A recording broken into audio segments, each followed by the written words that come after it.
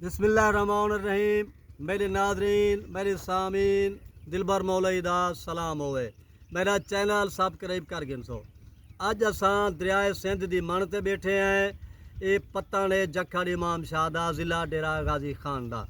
अज मैं जेरी किताब दा तारुफ करवावणे वो है मुहम्मद सलीम अंसाब दी किताब नुक्ता तहकीक व तनकीद।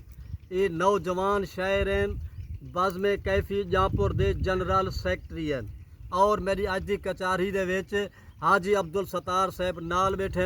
असां मच्छी का शिकार भी किते ते अपना ये प्रोग्राम भी तरतीब देने बैठे हैं। मैं अर्ज़ कर देवां, सलीम अंसाब साहब 1965 दे विच पैदा थिया हा। इनके अब्बे का नाम वज़ीर हसन भट्टी है। इन्हें अपनी शायरी का आगाज़ 1992 किया हा और बज़्म कैफी की बुनियाद 1995 दे विच रखी ने। हूँ जाने कि अज तक ये जनरल सैकटरी आंदे पैन और इन्हें को ख्वाजा फरीद फाउंडेशन भी मिल चुके। ये दो जबाने दे विच शायरी करेंदन, सरेकी और उर्दू दे विच हवाले दे नाल।